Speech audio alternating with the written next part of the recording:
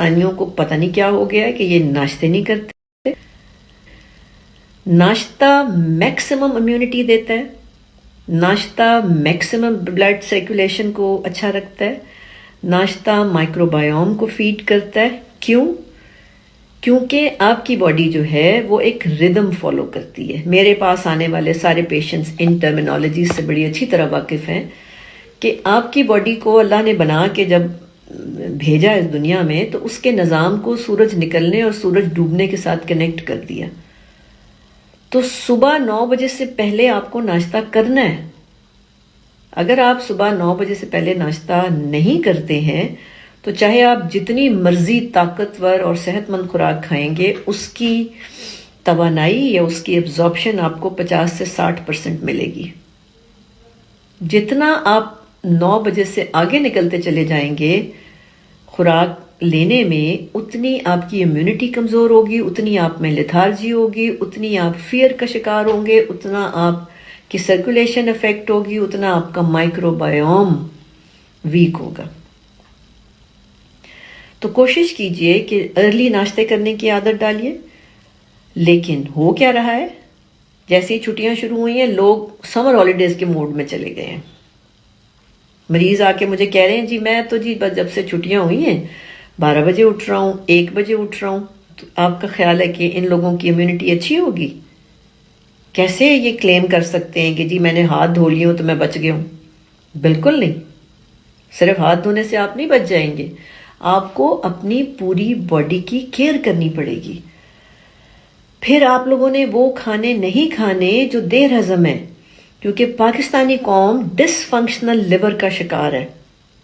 जो रेडियोलॉजिस्ट हैं, जो अल्ट्रासाउंड करते हैं, वो ये बताते हैं कि तकरीबन 80 to 90%, 85 to 90% जो पाकिस्तानीज हैं उनके जिगर फैटी हैं, फैटी लिवर है। तो फैटी लिवर जो होता है वो डिसफंक्शनल लिवर होता है, यानी वो बीमार लिवर नहीं है लेकिन वो डिसफंक्शनल लिवर है। तो आप ये पराठे खाना छोड़ दें। Paratha is very unhealthy food generally, और जब एक डिजीज़ फैली हो तो वैसे ही बहुत बुरी है, बहुत ही बुरा है। पराठा भूल जाएं। और एक और नया नशा मुझे जो पाकिस्तानियों का डिस्कवर हुआ है वो दूध पत्ती का है। यानी मुझे हम लोगों को चाय बनाना सिखानी पड़ रही है पाकिस्तानीज़ को। नहीं आपने पीनी वो चाय जिसमें दूध पत्ती के साथ पकता है। जब दूध पत्ती के साथ पकता है तो कोई ऐसा कॉम्प्लेक्स बनता है जो आपकी बॉडी को बीमार करता है, आपकी सर्कुलेशन इफेक्ट करता है, आपके लिम्फेटिक्स को इफेक्ट करता है। तो आपने चाय जैसे शुरू में बनाई जाती थी, वो जो टी पॉट्स और शुगर पॉट और मिल्क पॉट का कॉन्सेप्ट था आप हमारे पेरेंट्स के ज़माने में, उसी तरह चाय पिए, सेपरेट चाय पिए, थोड़ी सी दूध डाल के चाय पिए।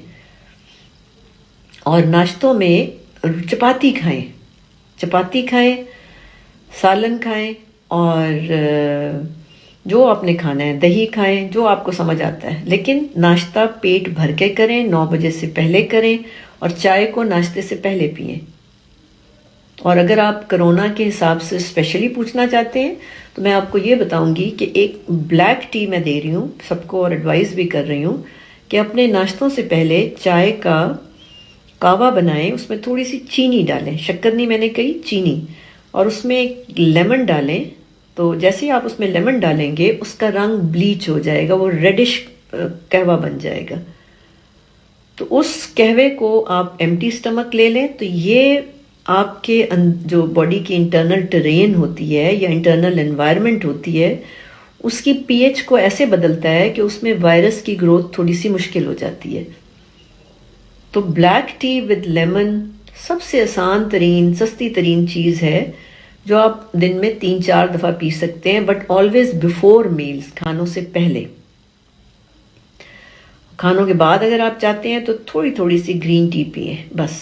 इसके अलावा नाश्ते में आपकी कोई खास, तो आप खाना चाहते हैं रोटी के साथ दही खाना चाहते हैं दही खा लें, अंडा खाना चाहते हैं अंडा खा लें, सालन लें, चने खाएं, दाल खाएं, चटनी लेनी है चटनी ले लें, प्याज खाने हैं प्याज खा लें, अचार खाना है अचार खा लें। पराठा नहीं खाना सिर्फ। सो मेजरली पराठा जो है, सीरियल्स नहीं खाने। बड़ा मिथ है कि जी सीरियल्स बड़े हेल्दी होते हैं। Cereals are plastic foods. So no cereals. अगर सीरियल मैं एडवाइस करती भी हूं तो वो गंदम का दलिया उन मरीजों को जो डाइजेस्ट नहीं कर पाते, जो बीमारियों का सीरियस बीमारियों का शिकार होते हैं, वहां पे उनको सिर्फ दलिया कुछ अरसे के लिए दिया जाता है, उसके बाद वापस उनको नॉर्मल खानों पे ले आते हैं। फिर इसके अलावा जो और जो चीज़ें आपको थोड़ा नुकसान दे सकती हैं वो ये है कि नाश्ता हैवी रखें, दोपहर का खाना हल्का रखें। आपके जिस्म को अल्लाह ने रोजे के तरीके पे बनाया हुआ है। Very heavy breakfast, light lunch and good dinner, ये 2 मेजर मील्स हैं, और दोपहर को आपने थोड़ा सा हल्का खाना है। अच्छा, इसके बाद दूध को इन हालात में जब डर हो किसी वायरस या चेस्ट इन्फेक्शन या थ्रोट इन्फेक्शंस का, तो दूध सेफ नहीं होता।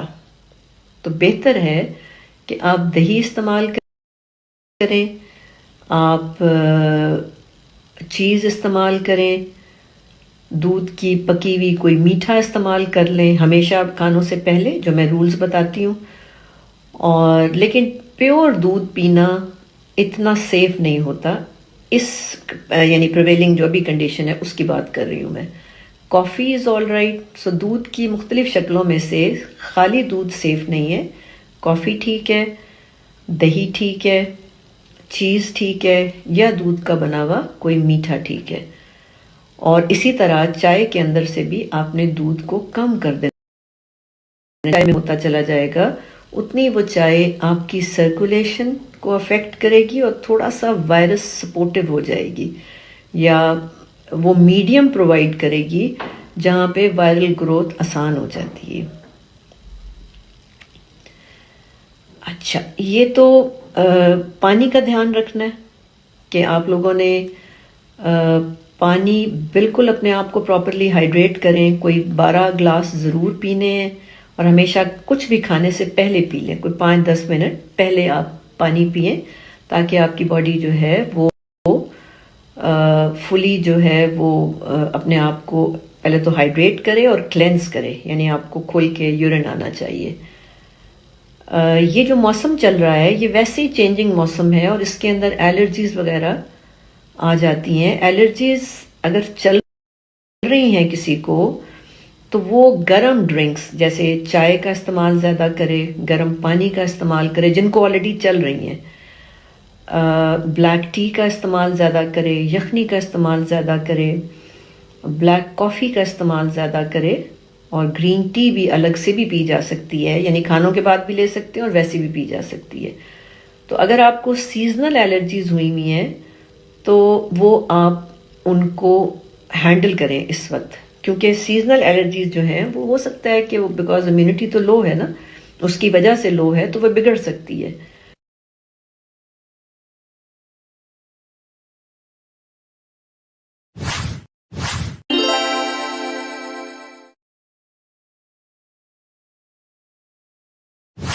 अस्सलामुअलैकुम, टीवी